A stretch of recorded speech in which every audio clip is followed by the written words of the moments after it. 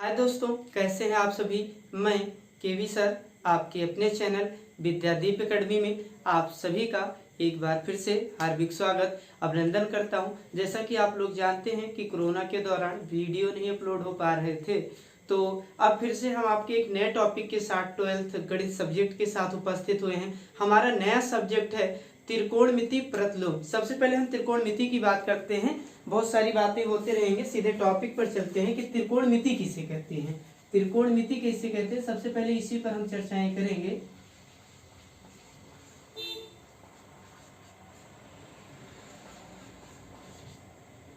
त्रिकोणमितीय फलन के बारे में हमको जानना है। सबसे पहले त्रिकोणमिति के बारे में जानते हैं कि त्रिकोणमिति क्या है।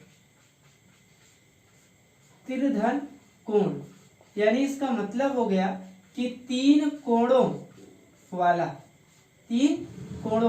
तो आप बताइए तीन कोण किसमें होते हैं। तो जो रेखाएं, जो आकृति तीन भुजाओं से घिरेगी उसी में भी तो तीन कोण बनेंगे। तो तीन भुजाओं से घिरी आकृति को क्या कहते हैं, तो आप बताएंगे त्रिभुज कहते हैं। क्या कहते हैं, त्रिभुज। यानी त्रिकोणमिति प्रतिलोम फलन में हमको जो है, अभी तो हम आपको बता रहे हैं त्रिकोणमितीय फलन, ठीक है ना। प्रतिलोम क्या होता है, प्रतिलोम सबसे पहले हमको त्रिकोणमिति जानना है, फिर प्रतिलोम हम जान पाएंगे।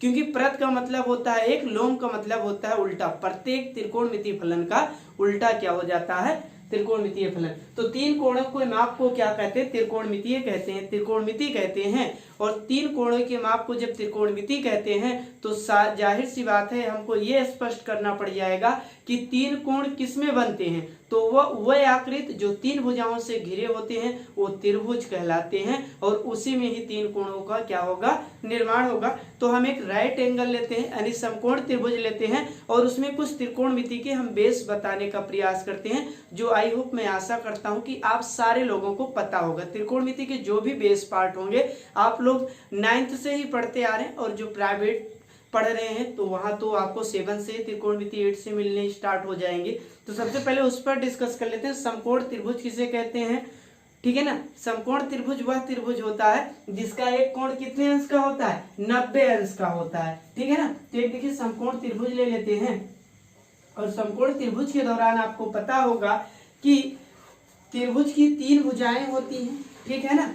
तो जो पृथ्वी के पैरेलल होता है या पृथ्वी के समांतर रखा होता है उसको हम बोल देते हैं आधार।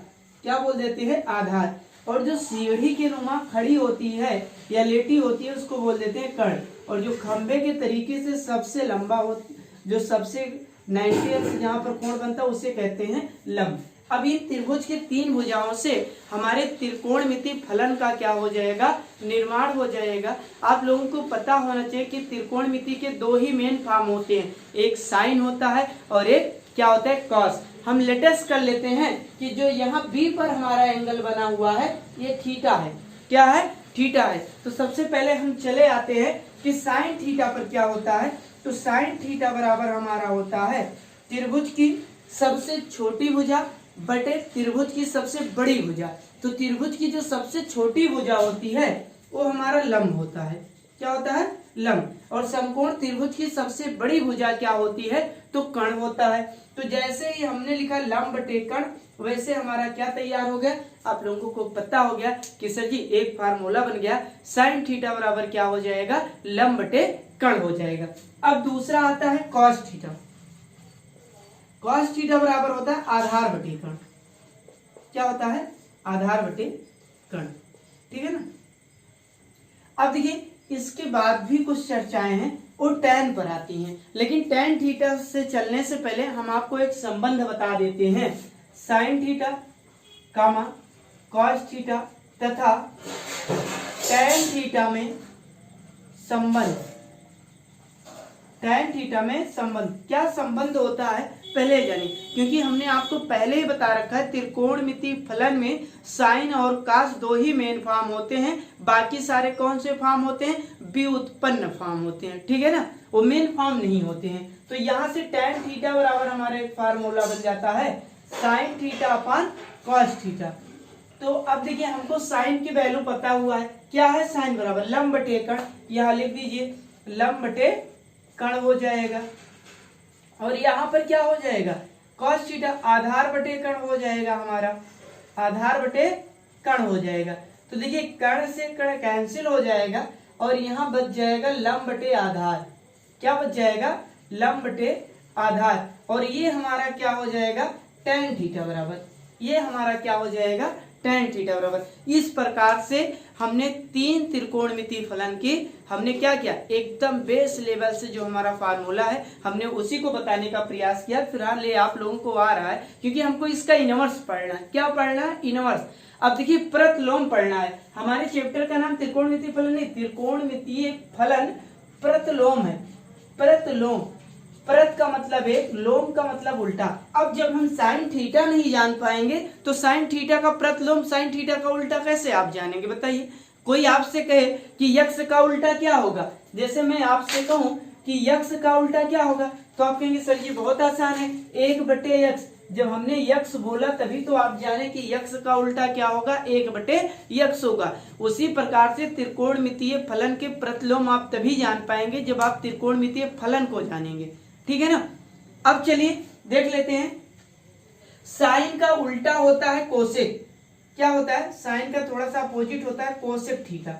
यदि साइन थीटा बराबर लंब बटे कण है तो कोसेक थीटा बराबर क्या हो जाएगा हमारा, कण बटे, क्या हो जाएगा भैया, कण बटे लंब हो जाएगा, ठीक है ना। और कॉस थीटा का जो अपोजिट होता है सेक थीटा होता है। क्या होता है, सेक थीटा।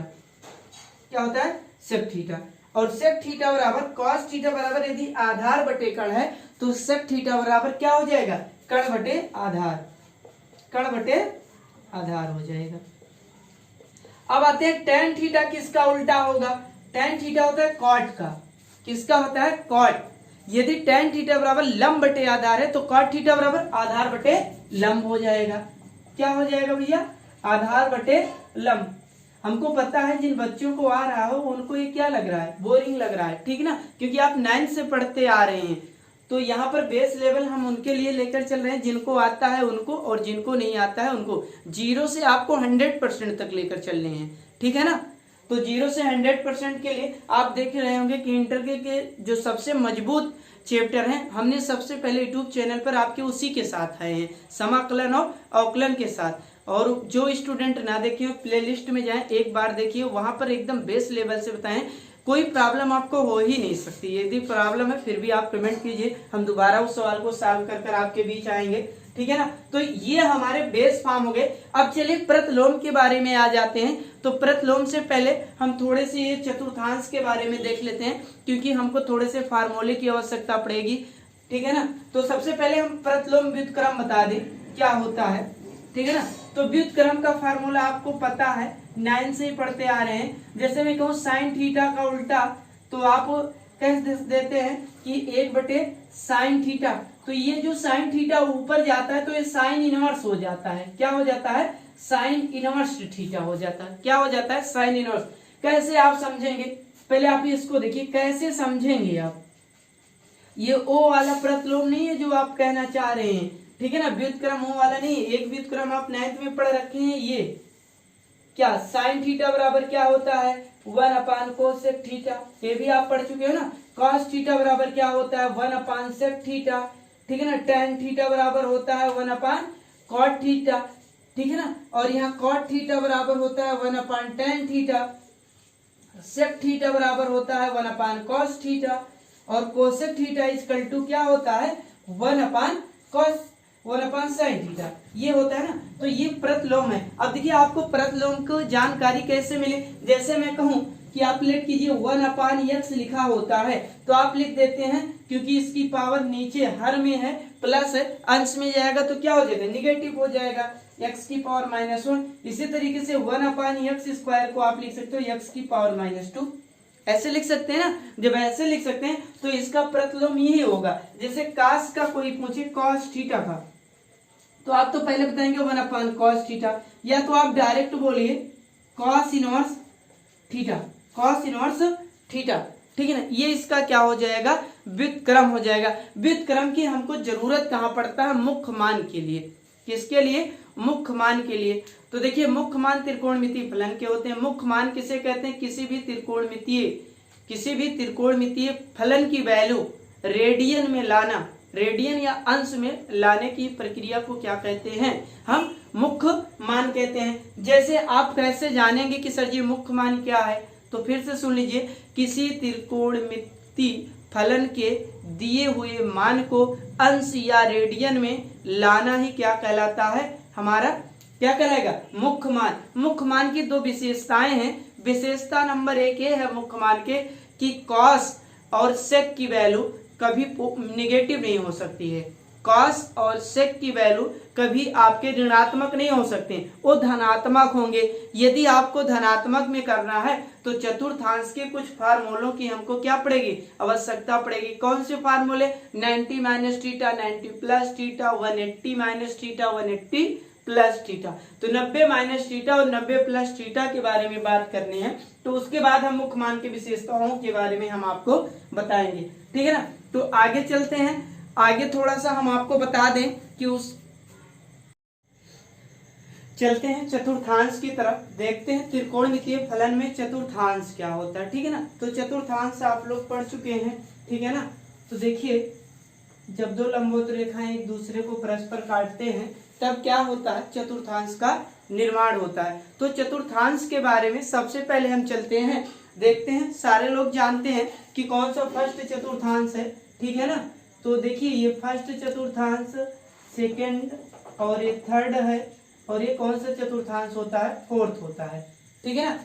आपको सारे चतुर्थांश के बारे में पहले से ही नॉलेज है, क्योंकि आप 8 से ही पढ़ते आ रहे हैं। तो आई होप, मैं आशा करता हूं कि ये जानकारी सबको होगी। देखिए, यहाँ से और यहाँ तक के बीच में कितने अंश का कोण होता है? 90 अंश का कोण होता है। कितने अंश का कोण होता है? 90 अंश का कोण होता है। सारे लोगों को पता है क्यों 90 अंश का कोण होता है? क्योंकि समकोण है।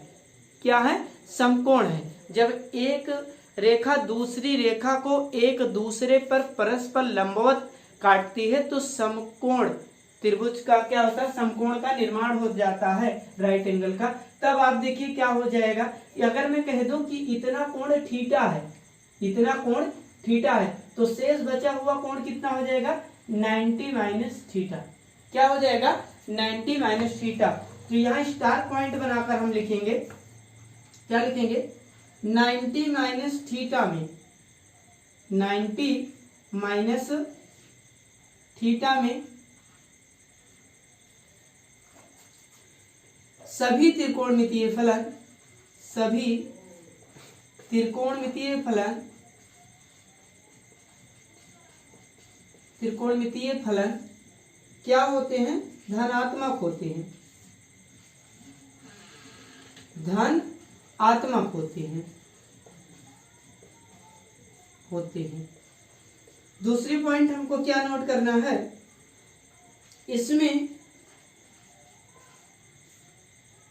इसमें कर्म परिवर्तन होता है।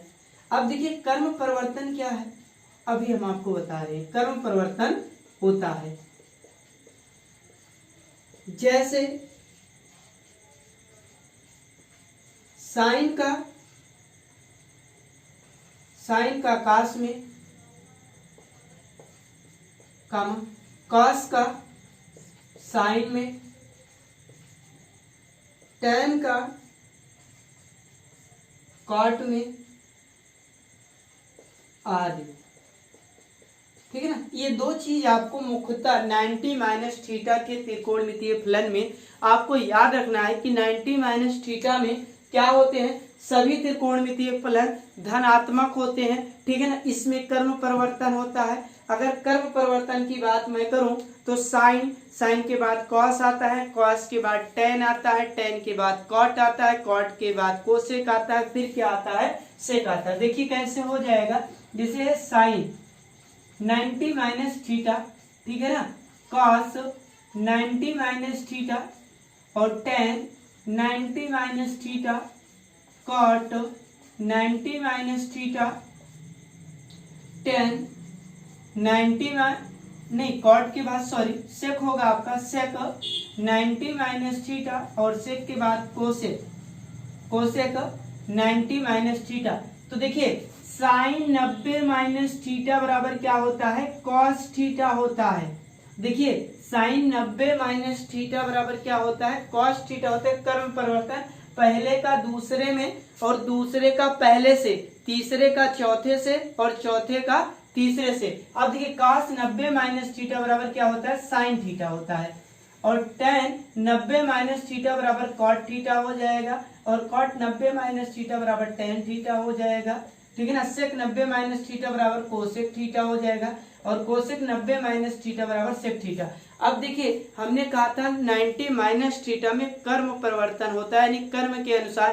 कैसे होता है, देखिए साइन 90 माइनस थीटा बराबर कॉस थीटा और कॉस 90 माइनस थीटा बराबर साइन थीटा। देखिए कर्म परिवर्तन हुआ कि नहीं, पहले के साथ दूसरा और दूसरे के साथ पहला, ठीक है ना। अब देखिए टेन 90 माइनस थीटा बराबर कॉट थीटा और कॉट 90 माइनस थीटा बराबर टेन थीटा।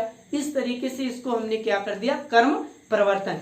चलिए ये तो पहले ही चतुर्थांश में पहले ही कोण का निर्माण हो गया। अगर पूरे चतुर्थांश तक हम कवर करते तो 90 अंश का कोण बनता, हमने इतने से कम कर दिया, इसको थीटा मान लिया। शेष कोण हमारा कितना हो जाएगा, 90 माइनस थीटा हो जाएगा। आगे चलते हैं, अब देखते हैं एक दूसरा फिगर ले लेते हैं और उस फिगर पर हम देखते हैं। मान लीजिए ये फिगर ले लेते हैं, इस बार छोटा फिगर लेते हैं। चलिए ये हमारा चतुर्थांश हो गया। अगर मैं कहूं कि यदि इतना कोण हमारा क्या है, थीटा है, आपको पता है एक कोण 90 अंश हो जाएगा, तो पूरा कोण कितना हो जाएगा, तो आप कहेंगे कि सर जी 90 प्लस थीटा हो जाएगा, कौन सी बड़ी बात है। तो हम भी कह देंगे भाई लिख लीजिए 90 प्लस थीटा हो जाएगा, कोई बात नहीं, पूरा कोण ये हो जाएगा। स्टार पॉइंट बनाइए और लिखिए यहाँ पर, स्टार पॉइंट बनाइए और लिखिए यहाँ पर 90 प्लस थीटा में, प्लस थीटा में, प्लस थीटा में परावर्तन के बाद, अच्छा अभी इसको मत लिखिए, 90 प्लस थीटा में कॉस और सेक धनात्मक होते हैं। क्या होते हैं, धनात्मक होते हैं, ठीक है ना। इसमें भी कर्म परावर्तन होता है।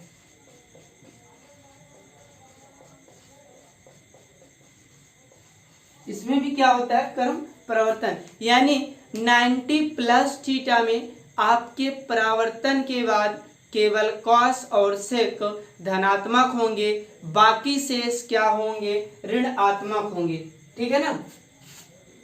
और शेष ऋणात्मक होते हैं।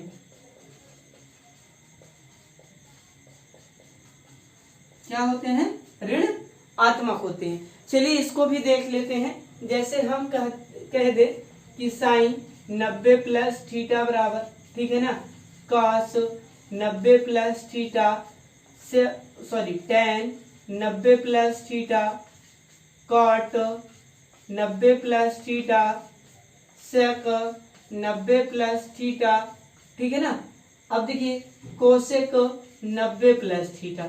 अब ज्यादातर बच्चे गलती क्या करते हैं, सबसे पहले ये देखिए हमने कहा है कि परावर्तन के बाद कॉस और सेक क्या होंगे, धन आत्मक होंगे। तो देखिए साइन 90 प्लस थीटा बराबर क्या होता है भैया, साइन 90 प्लस थीटा बराबर क्या होता है, कॉस थीटा, ठीक है ना।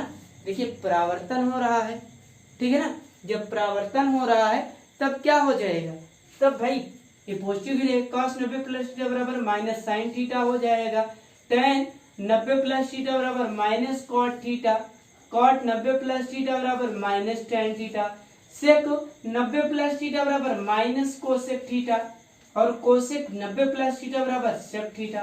क्यों, क्योंकि हमने आपको स्टार्टिंग में ही बता दिया क्या होगा कि 90 प्लस थीटा में जो होते हैं केवल दो ही त्रिकोणमितीय फलन धनात्मक होते हैं, एक सेक होता है और दूसरा क्या होता है, कॉस होता है। अब आगे हम चलते हैं 100 यानी 180 180 अंश माइनस थीटा 180 अंश प्लस थीटाओं पर चर्चाएं करते हैं।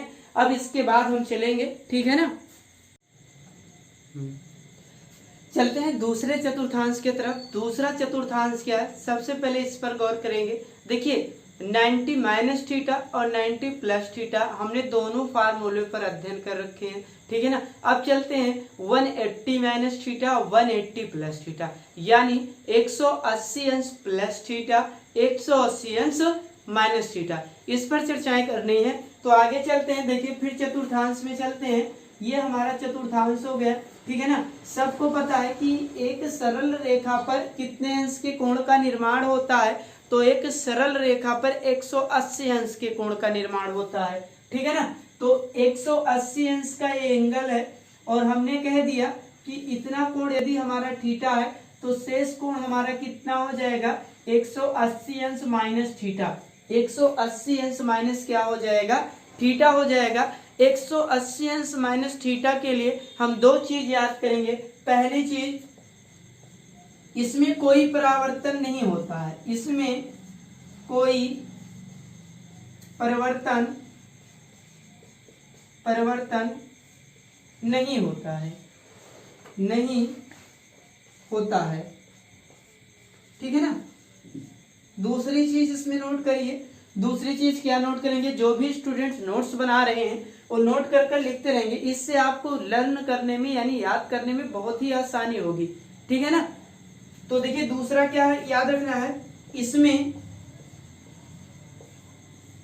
साइन और कोसेक धनात्मक होते हैं, धनात्मक होते हैं। शेष त्रिकोणमितीय फलन, शेष त्रिकोणमितीय फलन,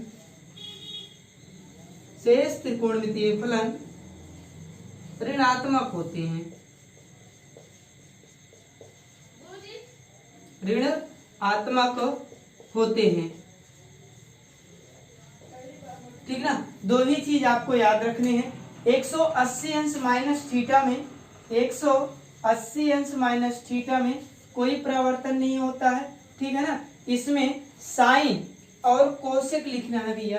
कोसेक क्या होते हैं, धनात्मक होते हैं, साइन और कोसेक धनात्मक होते हैं। शेष त्रिकोणमितीय फलन आपके क्या होते हैं, ऋण आत्मक होते हैं, ठीक है ना। अब चलिए फार्मूले की तरफ आते हैं। 100 लिखेंगे साइन 180 अंश माइनस थीटा, तो हमने कहा इसमें कोई परावर्तन नहीं होता, तो इसके कहने का मतलब ये हो गया कि साइन 180 अंश माइनस थीटा बराबर क्या हो जाएगा, साइन थीटा हो जाएगा, ठीक है ना। और दूसरा हो जाएगा कॉस 180 अंश माइनस थीटा बराबर माइनस कॉस थीटा।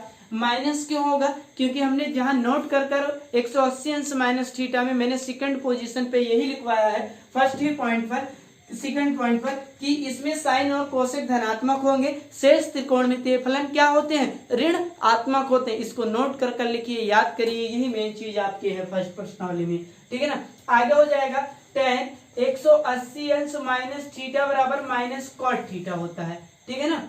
सॉरी, कोई परावर्तन नहीं होगा ना, तो माइनस tan ही होगा, क्या हो जाएगा, माइनस tan थीटा हो जाएगा। कॉट 180 अंश माइनस थीटा बराबर माइनस कॉट थीटा हो जाएगा, ठीक है ना। सेक 180 अंश माइनस थीटा बराबर माइनस सेक थीटा होता है। अब सेक के बाद हम आते हैं कोसेक।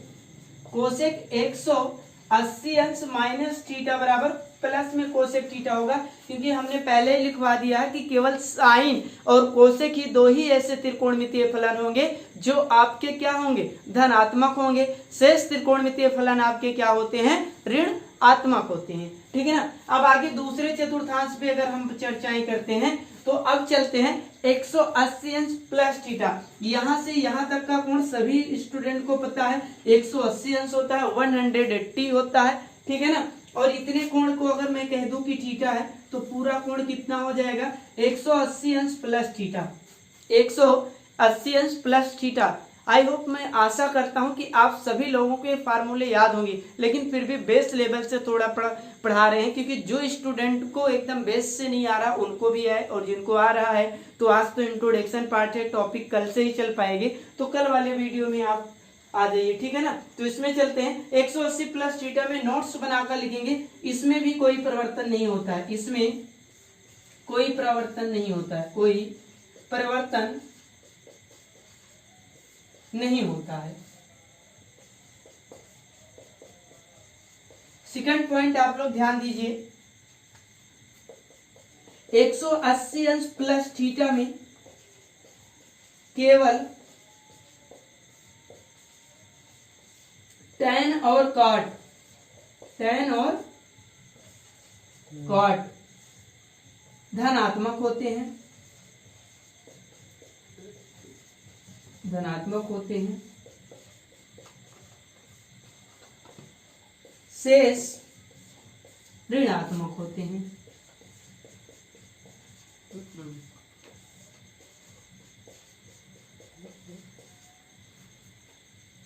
शेष ऋणात्मक होते हैं। आगे चलते हैं, देखते हैं साइन 180 अंश प्लस थीटा, तो कोई परिवर्तन नहीं होगा, माइनस साइन थीटा हो जाएगा।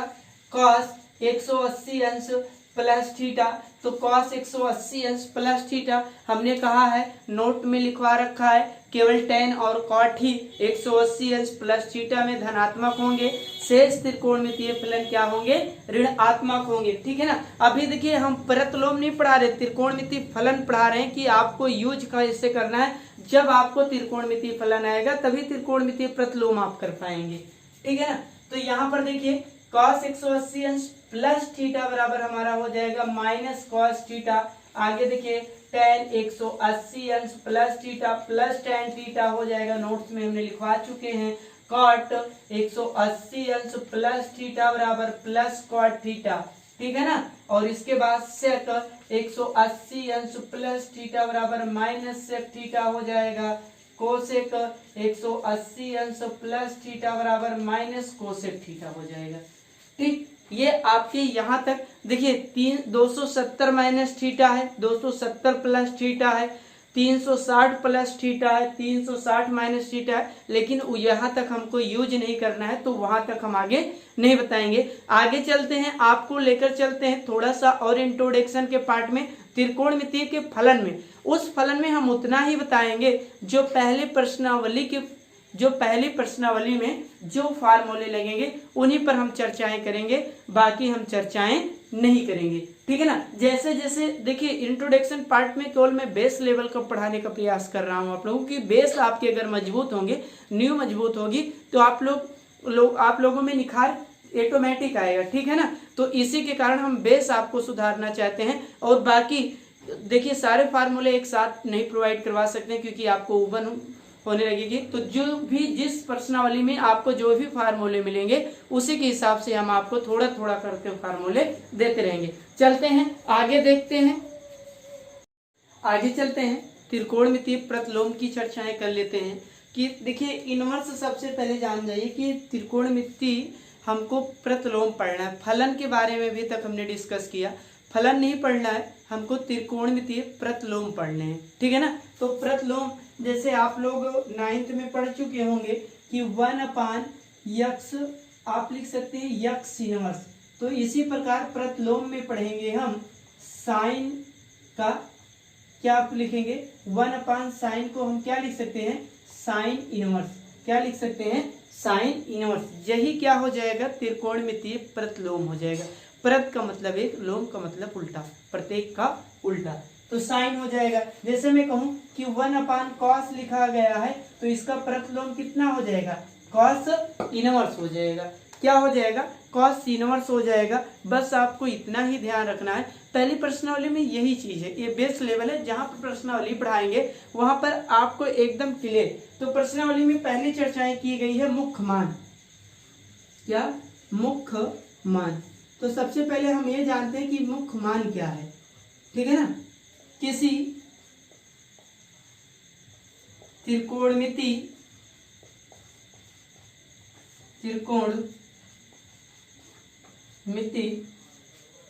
प्रतिलोम फलन के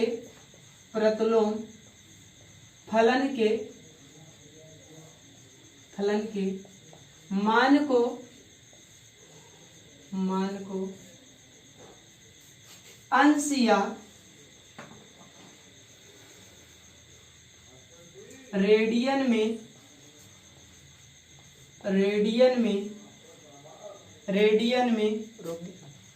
बदलने, रेडियन में मान ज्ञात करना ही मुख्य मान कहलाता है। मुख्य मान कहलाता है।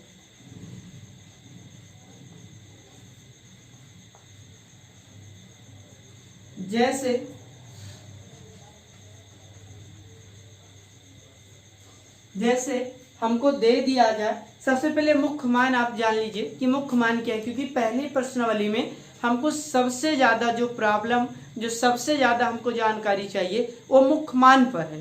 किस पर है? मुख्य मान पर है। इसके लिए हम थोड़ा सा आपको एक टेबल भी पढ़ाएंगे अभी तुरंत इसी के बाद। तो मुख्य मान में जैसे मैं आपको कहूं कि sine inverse minus sine inverse 1/2 का मुख्य मान ज्ञात कीजिए। मुख्य मान ज्ञात कीजिए। कैसे ज्ञात करेंगे?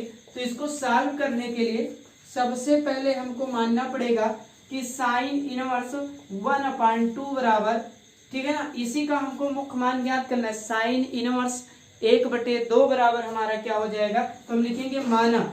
इसको किसी कॉन्सोनेंट के बराबर लेट कर लेंगे। जैसे हमारी इच्छा है थीटा मानने की, मैं थीटा मानता हूं। आपकी इच्छा है पी मानने की, पी मानिए। कोई स्टूडेंट क्यों मानना चाहता है तो क्यों माने, कोई आपत्ति नहीं है। तो हम यहाँ पर मानेंगे साइन इनवर्स -1/2 बराबर क्या हो जाएगा?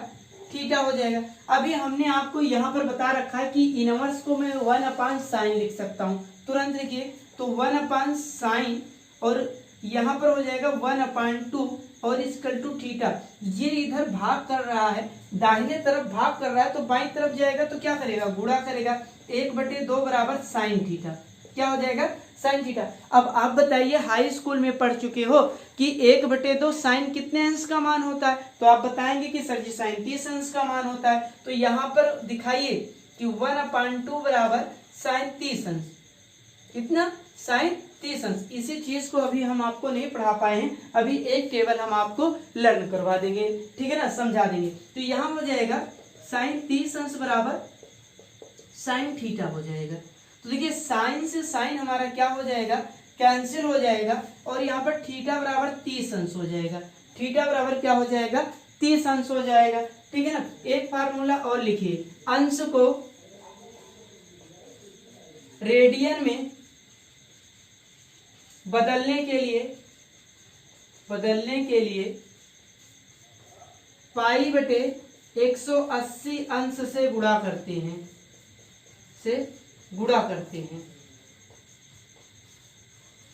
ठीक है ना। इसी को अगर उल्टा लिख दिया जाए कि रेडियन को अंश में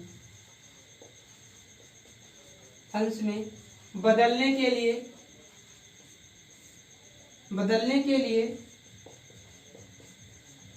180/π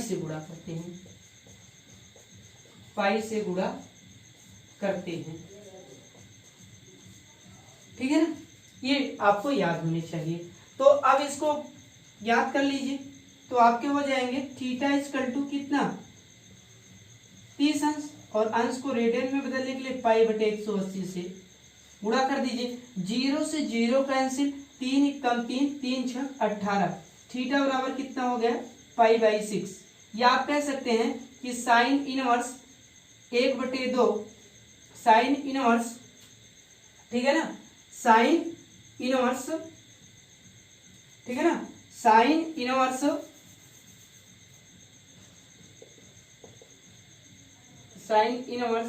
1/2 का मुख्य मान π/6 होगा। कितना होगा? π/6 होगा। तो आप लोगों को मुख्य मान ज्ञात करना आ गया होगा। फिर से एक बार चर्चाएं करते हैं। मुख्य मान क्या है? हमने कहा किसी त्रिकोणमितीय परतलोम के फलन के मान को अंश या रेडियन में मान ज्ञात करना ही क्या कहलाता है, मुख्य मान कहलाता है। एग्जाम्पल के तौर पर हमने लिया साइन इनवर्स 1/2 का मुख्य मान, ज्ञात कीजिए। सॉल्व किया, साइन इनवर्स 1/2 हमने लेट कर लिया, मान लिया। देखिए हमारी इच्छा है थीटा मानने की, आपकी इच्छा है पी मानिए, क्यू मानिए, टी मानिए, जो भी मानिए, कोई भी आपको एक कॉन्सोनेंट केवल मानना है, ठीक है ना। तो कॉन्सोनेंट मानिए साइन इनवर्स 1/2 बराबर थीटा, ठीक है ना।